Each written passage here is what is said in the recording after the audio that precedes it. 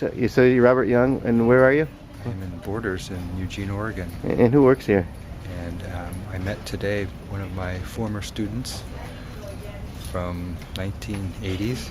Oh, is that her? Hi! Here she is. So this is the guy who I was telling you about who came to visit. Oh, he's there. He hi! wants to do an interview of you. Oh, wow. Okay. I understand that Robert was your teacher. What grade was it? Third and fourth grade. Third and fourth Started grade. writing little poems. It was a project. It's a little school thing to take up 5 minutes. We were supposed to write about whatever it was, something we were thinking about.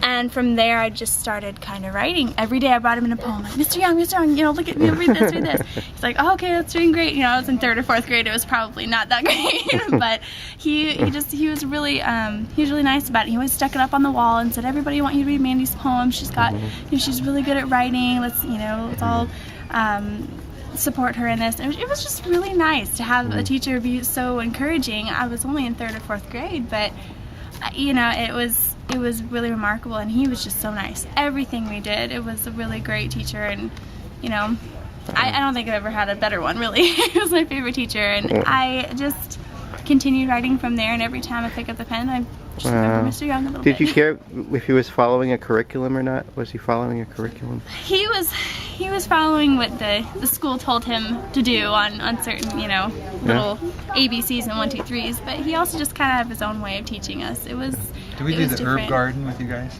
I don't remember if we did that. I don't think so. We did paper mache. Okay. And we did, I think we did like butterflies or something.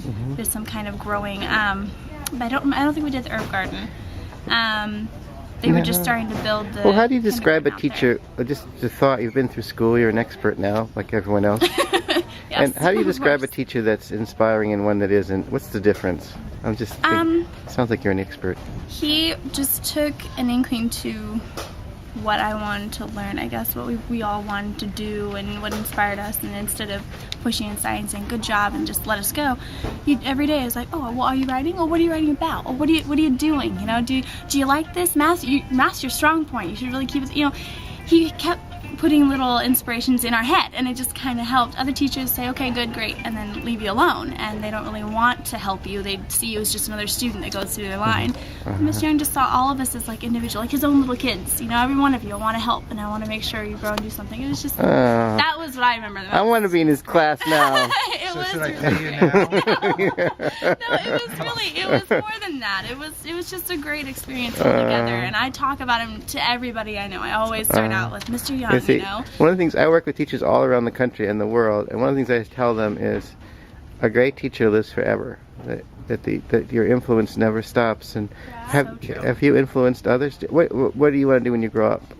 Actually, my full inspiration is a little more towards design. I do interior design, but on the side I took poetry classes and just writing in general throughout college. And I don't think I would have had the nerve to do so or the strength to do so if I hadn't had Mr. Young in the back of my head. So, oh, you can do it. And he became a writer himself, so I guess that kind of also inspired me. Like, well, he can do it, so maybe I can, And so it was nice to have someone to look up to. So, Mr. Young, did you have a teacher like this in your life?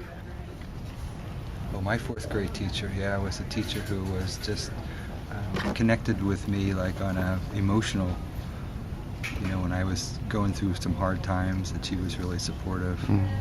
I was telling you yesterday about the play. I was going to be in a play in fourth grade, or we were going to do a play in fourth grade, and I had all this pressure on myself, like I had to try out for the best part. And so on the day that we were going to be doing the play, or we were going to be trying out for the play or trying to get the parts, I went to school and I started to cry because I had all this pressure on me. Oh, no. And so Mrs. Domovich took me into her little office, and she asked me what was the matter. I said, I don't really want to be that part. And she just put her hand on my shoulder and she goes, you don't have to. Oh. And after that, it's just like a burden just lifted off of me. She gave me the permission not to have to do things. And I went back, and when they were asking me to do the parts, who wanted to do the parts, my hand shot up for the main part. I got the part. And That is so great. Tell me about meeting her when you just met and her. then last summer, I think I told you, I was telling you about this. I was back east, and I looked her up, and she's like in her late 80s, and she has Parkinson's, and she's really sick now. and I just told her how much she meant to me, and it was really, I'm glad I got a chance to do that. So cool. That's neat. You know. So I you try can to tell, someone. when I do my teacher workshops, I tell them about that story and encourage them, just like you did today. Yeah. You know, that really made my day. I was just afraid. I wasn't sure. You know, you've had so many kids over the years, and it's been a long time. I was afraid. You know, you wouldn't probably remember me. Maybe you'd remember a little bit about the class and the time, but I remember you, big eyes. And yes. How could